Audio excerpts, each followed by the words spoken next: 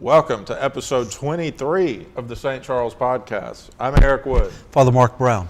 And we are here today to talk about some interesting tidbits coming out of the Roman Catholic Church and an organization called SSPX. Society of St. Pius X. Father, tell us about this.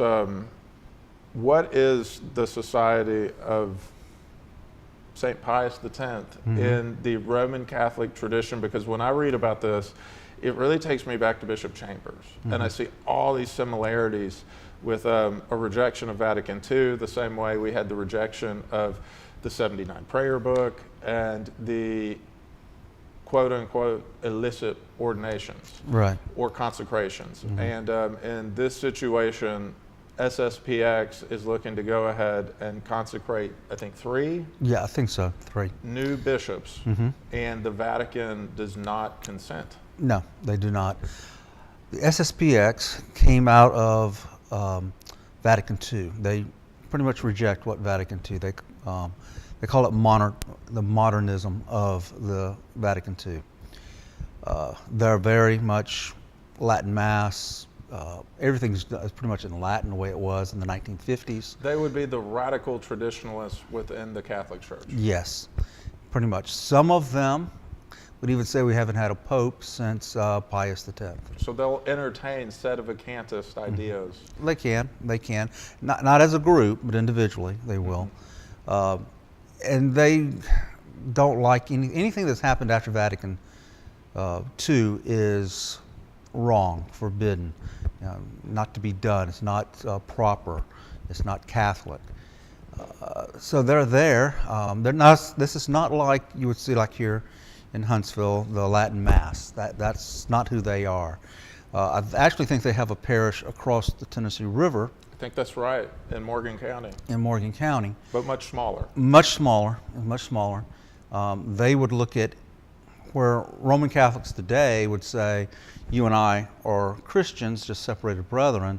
They would not even look at us as Christians. They would have the pre-Vatican II take. Pre-Vatican II attitude and mentality. They're very big in France. They're all throughout the world. I was looking at a chart, and where they're the largest is in France, and that's where they got their start.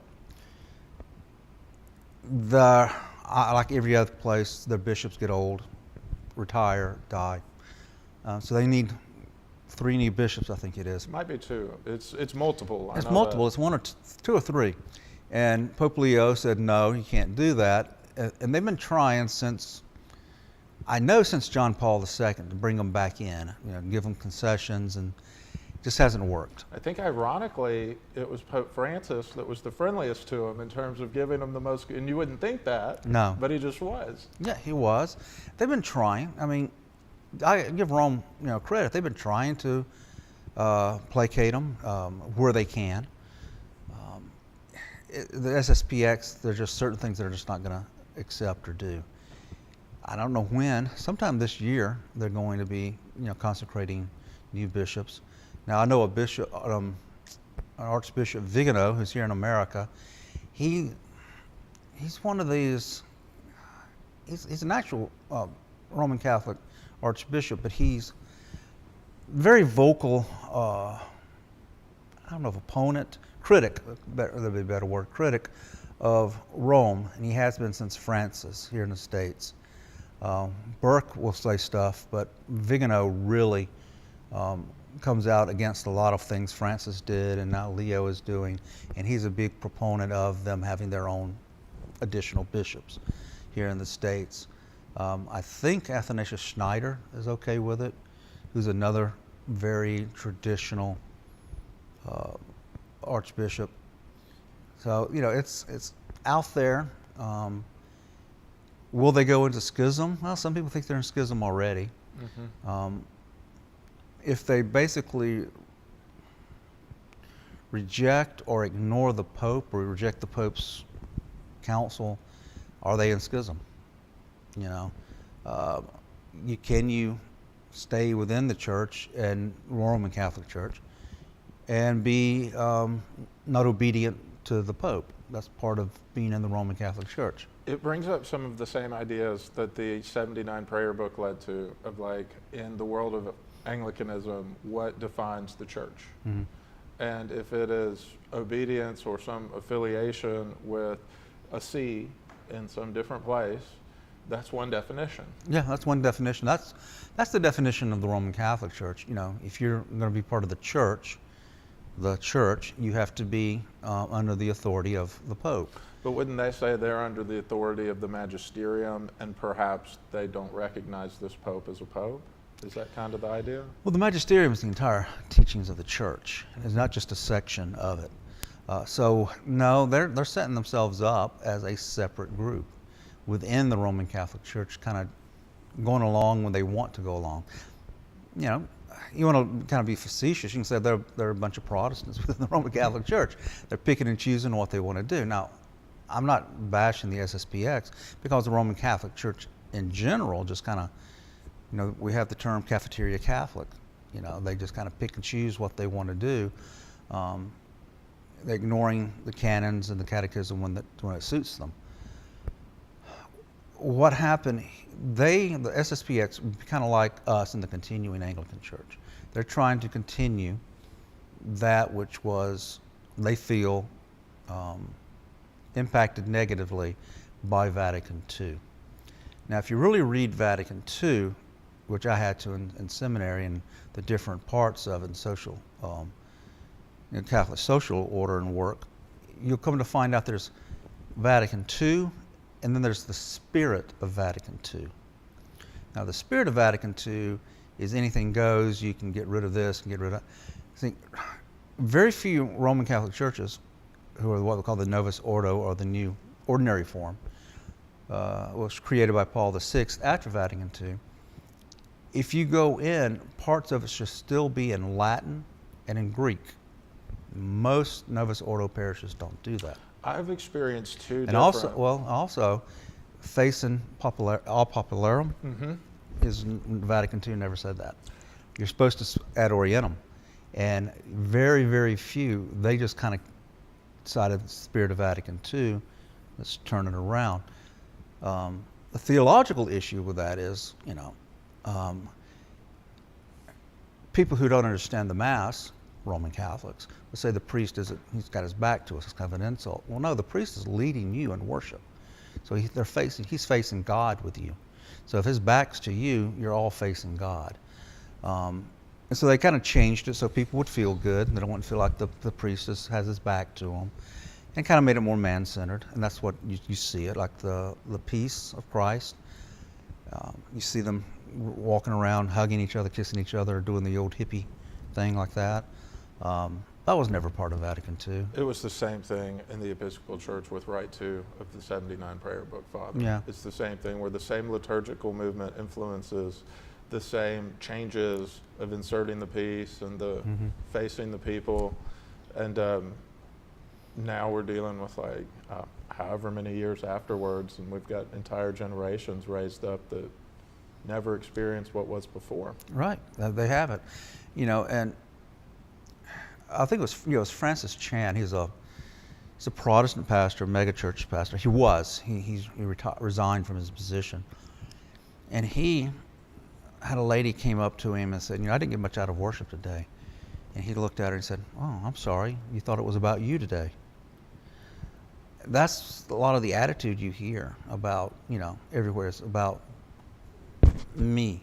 And so some of the changes you see going on in the Anglican Church, Roman Catholic Church, is about me instead of about God.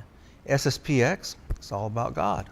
You know, if you watch their Mass, you watch it, you listen to it, it's very holy.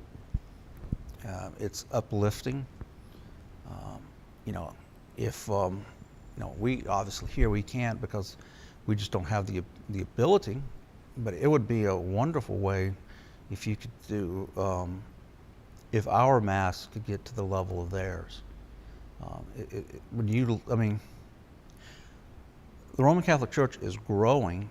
You know, they say it's growing, but where is it really growing? It's growing in the Latin Mass. I mean, St. Mary's here.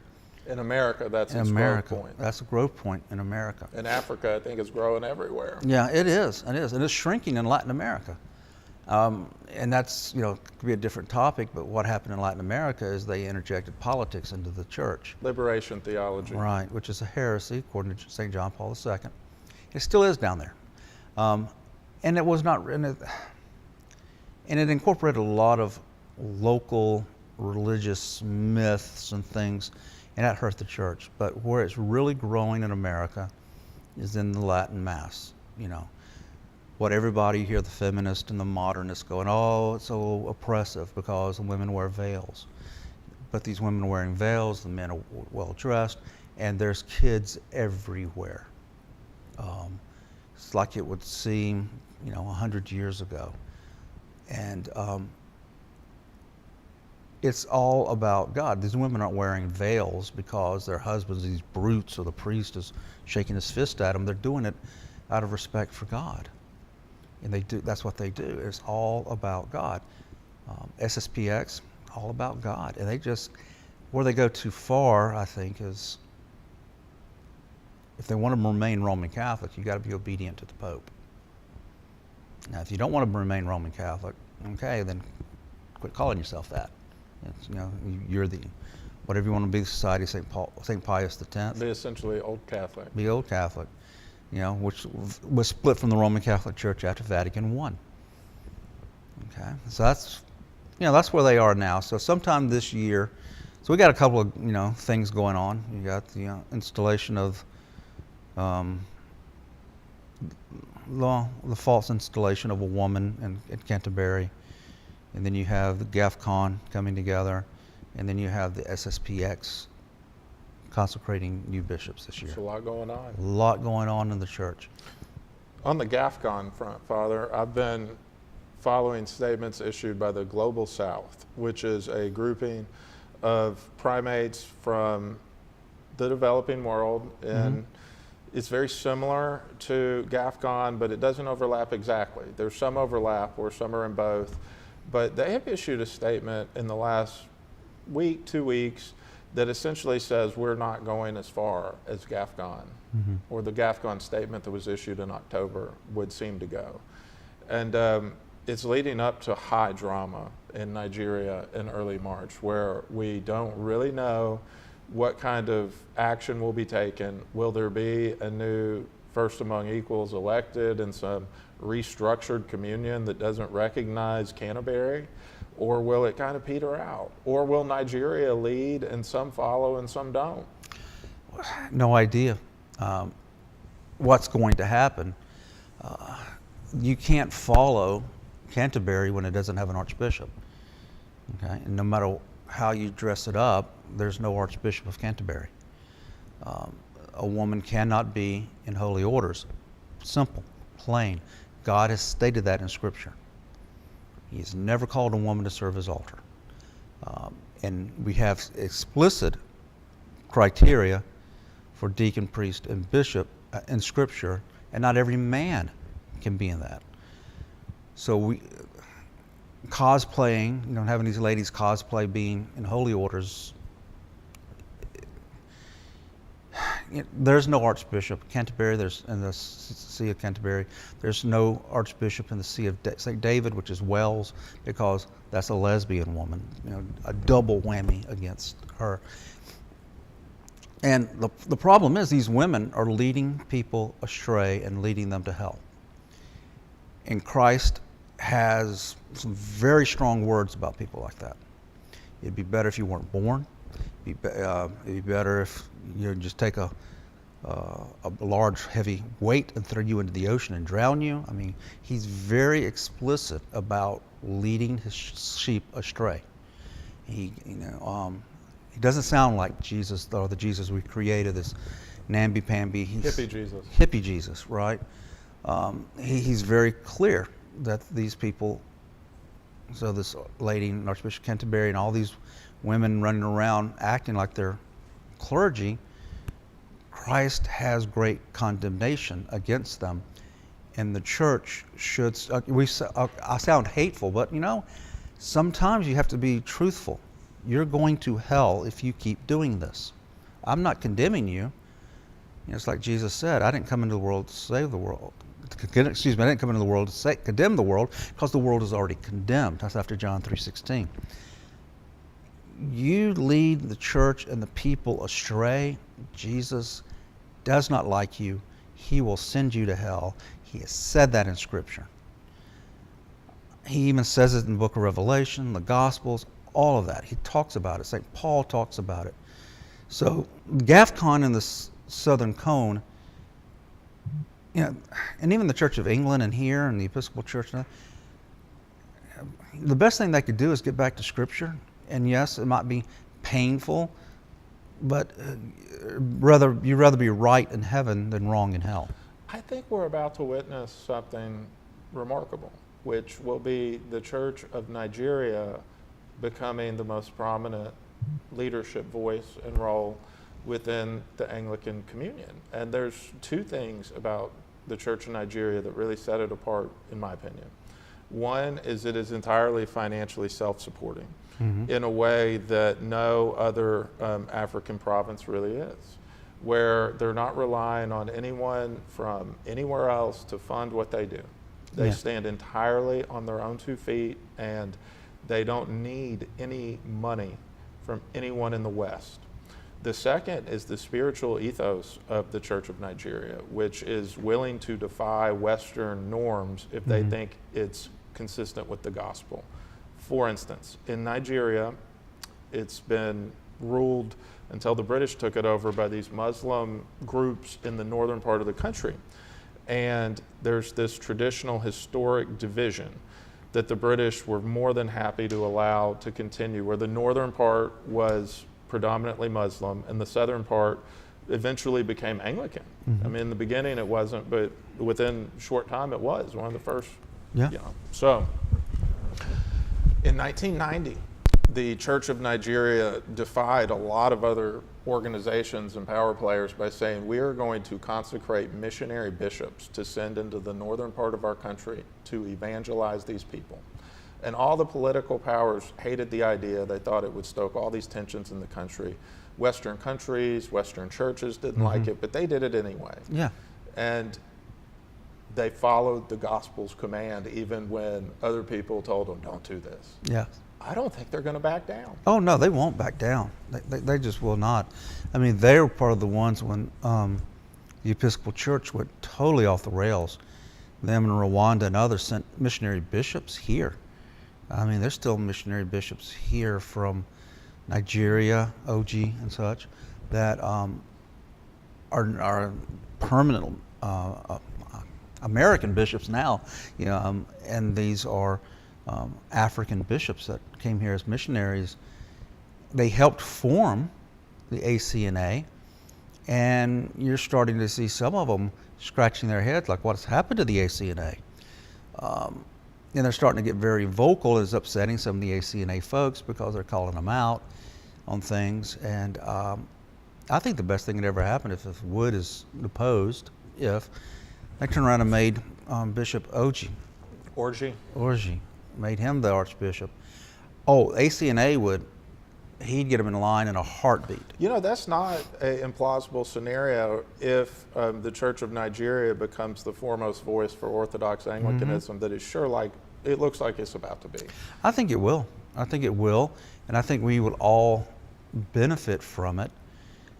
Now, some like the Southern Cone and some of the GAFCON, they take a lot of money from West, and so they're going to be in a position they have to tread carefully, because if the money is cut off, it could harm them greatly.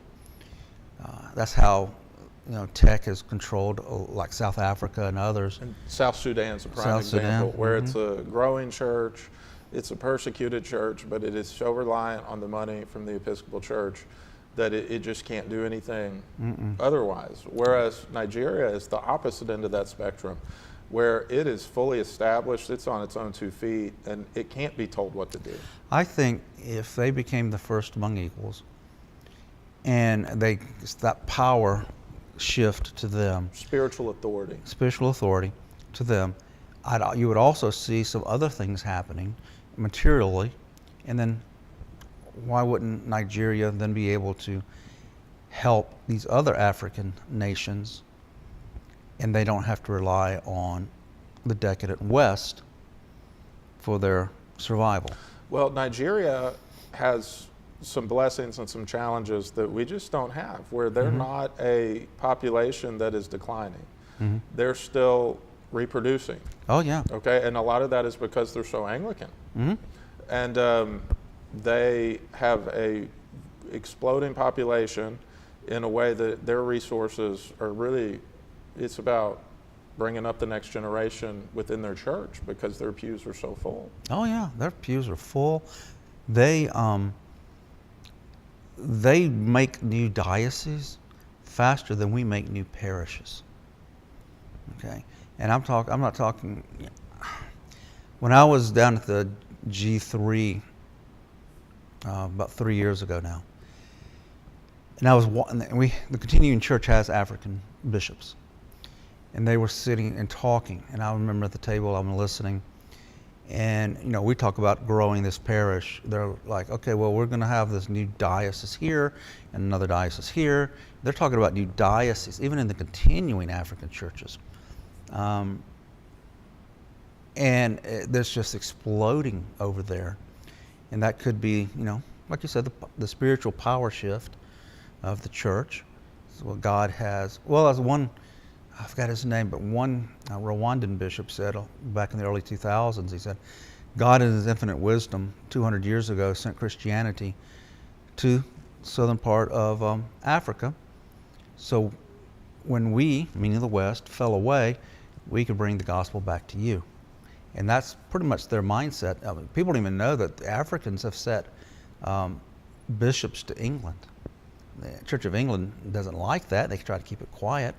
But they have them in England and in Europe, and I forgot what it's called. It's something like, not EMEA, but Anglican Mission in Europe, AME.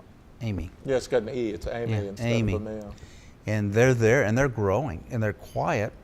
The European countries don't like it because of the set churches, but that's where most of the Christian growth is happening in a lot of the places in Europe. I think part of it is that they have not given away their spiritual authority on core issues like dealing with other faiths. Okay, Yeah. when you're talking about Islam, I remember in the Episcopal Church hearing the words "our brothers and sisters" in Islam. Yeah. Okay, that's one spectrum of just total universalism and ecumenicalism gone bad, in my opinion. On the other end of the spectrum, you have the Church of Nigeria that says the gospel commands us to send missionary bishops into this Muslim land to the north of us. And they did it. Yeah. And it's working. And it's working. And it's the kind of thing that I feel like Western bishops would say, well, they're Muslim. We're going to let them do what they do. Yeah, they want to evangelize them. Oh, they can come here and evangelize us, but we can't evangelize them. That's the Western bishops. Whereas Nigeria, it's that spiritual ethos you read about in the gospel, where it's we will take this to the four corners of the earth. And it's if the Church of England's incapable of leading, I think it's appropriate for the Church of Nigeria to lead. The Western Church has just lost its way. You hear it all the time that Christians, Jews, and Muslims worship the same God. I've looked through the scriptures. No, not there. It's not what the Church of Nigeria says. No, it's not. I mean, one of the readings we had back during Epiphany was for morning prayer was, the first general epistle of St. John, 2nd chapter. In that epistle, John lays it out. He says, if you say you have the Son but reject the Father, you have neither the Son nor the Father. If you say you have the Father, which Muslims and Jews say, but you reject the Son, you have neither the Son nor the Father. That has been the Christian position, teaching for 2,000 years. But for some reason, since Vatican II, because Vatican II started this, Jews and Muslims are, worship the same God, the West has adopted that heresy. And it is a heresy. They do not worship. They will tell you that, but they will smile as we give up our positions. They don't. You ever notice the Jews and the Muslims never back down from their beliefs? It's always us that give in, or our bishops that give in, to make nice, to be nice, I have family members who have married Jews and Muslims. Okay, love my family members to death. But as my son, Caleb, when he was about 5 years old, 6 years old, looked at his aunt who was Jewish and said, do you believe in Jesus? Oh, he's a good guy. And Caleb said, I hope you believe in Jesus so you can go to heaven with me. I want you in heaven with me. Now, a 5, 6-year-old kid has a better grasp of the gospel than most of our bishops. Now, he's 20 now, so this was a long time ago. And the Nigerian church has a better grasp of the gospel than the Western churches. We should be out there, not giving into this Abrahamic covenant we all are part. No, we're not. We should be creating missionary bishops to send them into the Muslim world. Mm-hmm. We should. We should. And, as another thing is not letting them come here. Okay, that's part of Islam. One of the stages of Islam, they come in to an area, they act like, we're all nice and friendly. Then as they start gathering numbers, they start imposing what impose Sharia law, and now you're seeing it in the West, what they call no-go zones. And is it too late? I don't know. The Danes have said they're going to start removing all of them. The Germans are upset about it. They look like they're going to start trying to send them back. I don't think the UK is going to be able to. France is now a third world country if you look at them. And here in the States, well, now you have us. People don't know, in Texas they tried to start a Muslim-only city, and up in Minnesota they tried that, and they were stopped from doing that. You even read about it in Hoover. Mm-hmm. That there was an 1819 story that was really good, talking about different political efforts in Hoover, I think, to build a large Islamic center that's essentially like a private school complex with, I guess, a mosque associated with it too. And the city of Hoover wound up not doing it or not approving it for reasons that I can't remember off the top of my head, but it was a big story in Alabama. Yeah, in Alabama. It was zoning. They used it as zoning. But what really happened is the people of Hoover and the surrounding areas got up in arms about it. They don't want this. No. Well, freedom of religion. Okay, first of all, if you're going to quote the First Amendment, understand how and why it was written. When our founder said freedom of religion, they were talking only about the Christian religion. Islam, Hinduism, all that was not here. Very small Sephardic Jewish population. Very, very small. And they really didn't understand Islam, our founders didn't, until Jefferson and Madison, and then Adams, met the Muslim ambassador in France. And the Muslims were attacking us, our shipping. And why are you attacking us? The Barbary pirates. Yeah, we haven't done anything to you. And they looked at our Quran says we can. And that's where we got the United States Marine Corps and the United States Navy. They came back and told President Washington this, and President Washington said, let's build a Navy. Now, it took 2 presidents later, it took the Jefferson until we finally got them to stop. But they were taking up to 25% of our gross domestic product in tribute until we got our military strong enough to fight and defeat them. So they are antithetical to the West. And the church needs to say that. We need to convert them, but we need to understand they are not conducive to the West. If you ever noticed, other Muslim countries aren't taking them. I'm just fascinated by the Church of Nigeria's approach juxtaposed to the Western Church's approach on this issue, where in one place you have missionary bishops knowing that they're very likely to be killed at some course in their ministry, going out to evangelize the northern part of that country compared to what you see from our bishops. And it's incredible. It is.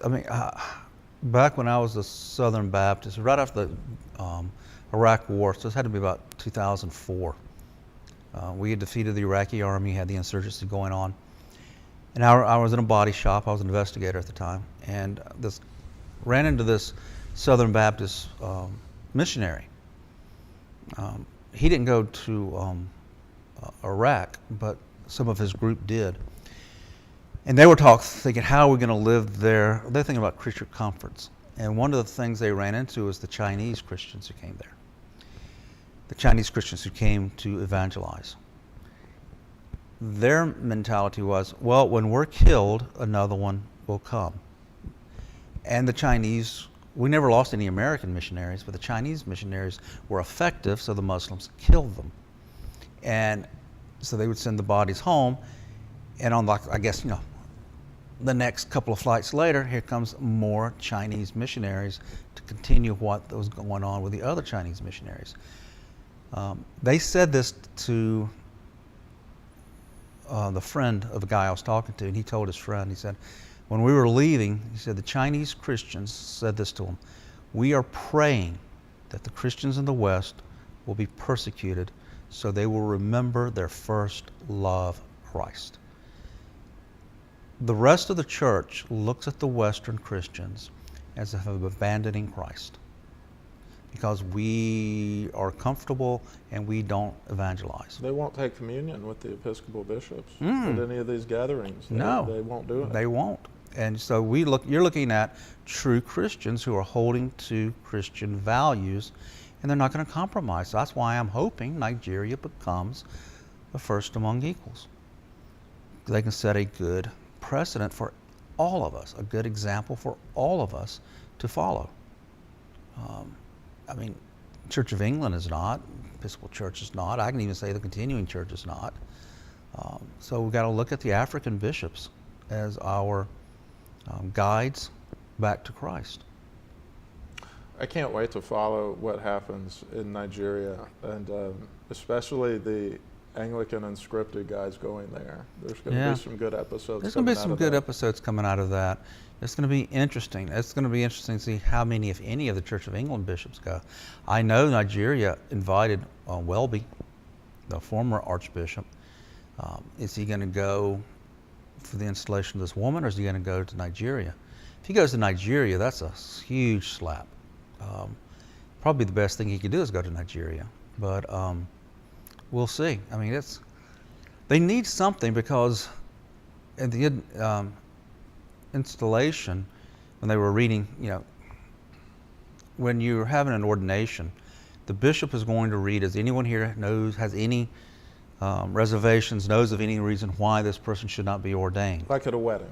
Like at a wedding, right. Well, at this lady, as the Archbishop of York was reading that, a priest stood up and said, I object. And they quickly escorted him out. And the Archbishop of York said, seeing there's no objections, just totally blew through it. So the Church of England is just going to keep going down this road, and they're not going, being nice is not going to help them. I think it's Paul Williamson. He objects a lot when stuff like that is happening in the Church of England. He does. He objected to that. Another thing he brought up is how she drove a priest to suicide. You want the Archbishop of Canterbury to be someone who's driven a priest to suicide?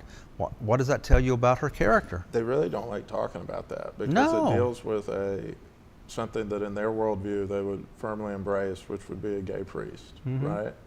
And but my understanding is he's celibate in this situation, and he's smeared with something that's totally unfounded, totally untrue, and essentially the now purported Archbishop, her handling of this situation led this priest to take his own life. Yeah, that's the criticism from within the Church of England. Yeah, and so do you want that person who has that poor leadership, poor decision making, no empathy, to be the Archbishop of Canterbury?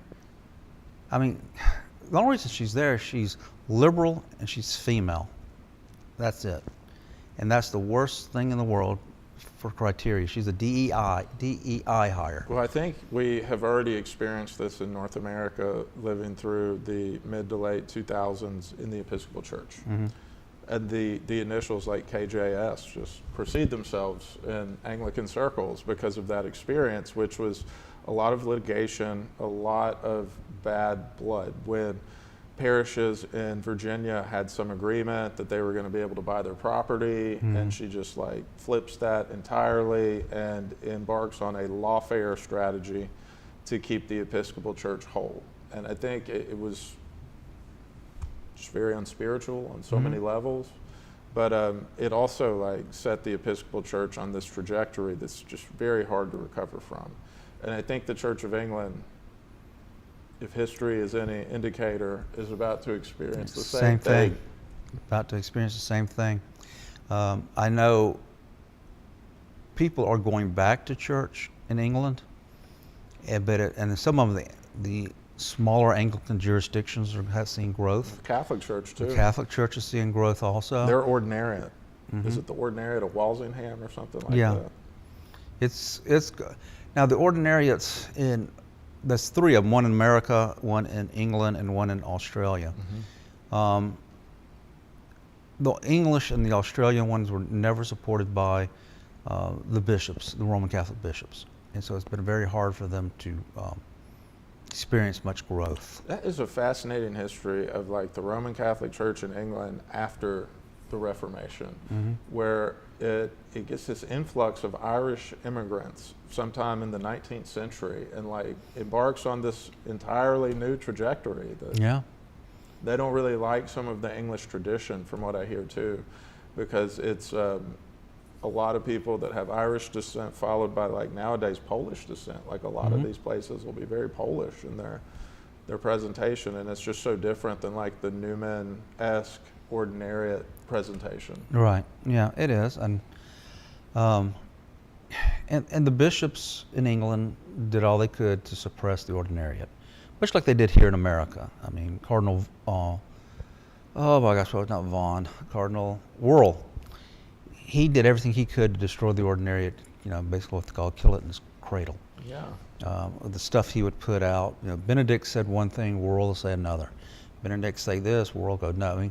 I mean, he and Scott Hurd, who was his secretary, who's a priest, they would say all Anglicans have to be rebaptized. Now I wonder how much of this is the hostility in certain quarters of the American clerical hierarchy of the Roman Catholic Church toward, at one time, Polish stuff, well, English stuff, things that are not that Irish Catholic or Italian Catholic presentation that kind of dominated the American clerical hierarchy for a while. Do you think there's anything to that? It could be. I mean, I just know they were opposed to it because they knew what would happen. And most of the growth in the ordinariate is not from Anglicans going into the ordinariate. You had a few. I mean, when it was first being talked about, and Father Christopher Phillips, he's the priest that made sure it happened in America and in England. I don't know so much about Australia, but he materially helped the ordinariate in England and then the ordinariate here, the chair of St. Peter. If it wasn't for him, there would be no ordinariates. He would hold meetings, and at one meeting he had over 400 Anglican bishops, priests, deacons talk to him. It looked like it's going to be a huge number of folks going in. I still remember the bishop's meeting. I can't remember the bishop. From around Boston, he always wore his like a monk attire, and I can't remember him. I remember him standing up saying, "Whoever becomes the head of the ordinariate cannot be somebody who just left the Episcopal Church." Wuerl appointed Stenson, who just left the Episcopal Church. If you know any history of Stenson, he was a twice failed bishop. I knew Father Phillips, and I asked about him, and Father Phillips said, "Well, don't trust him." He said back in the 90s he called me wanting to convert, and he found out he's not going to be making as much money, and he stayed until he was vetted into his retirement plan, and then he converted. So he converted for the wrong reasons, He delayed his conversion for the wrong reasons. Yeah, and he wasn't very good, and now they have Lopez in there, and he's doing well, but the majority of the folks joining the ordinariate are Roman Catholics, especially from the Novus Ordo Mass, because they want something higher. It's like a half step to the Latin Mass. Yeah, well, it's like the Latin Mass without Latin. Yeah. If you ever watch an ordinariate Mass, it's very much like a Latin Mass without the Latin. So folks who want that, but don't want to have to learn the Latin can go to that, and that's where it's growing. But still, I mean, like if they wanted to plant an ordinariate parish in North Alabama, they'd have to get the permission of the Roman Catholic Bishop of Birmingham. Some of these bishops don't give permission, and so this kind of doesn't happen. And it's not taken off like they thought it would. I mean, the world did, everybody has to get, rebaptized, and then, well, he had to be born an Anglican before he can join the ordinariate. He was doing everything he could to strangle it in his cradle. So that it is the way it is because just the dogged determination of the ordinariate people. I know some Anglican priests who went that way and they came back. It's just, it is what it is. It has the veneer of looking like an Anglican service, but it's not. I mean, it's a Roman Catholic service. So we'll see. Well, we've covered a lot of ground, Father. Yes, we It's have. good stuff. Let's All right. do it again soon. We will. All right, goodbye.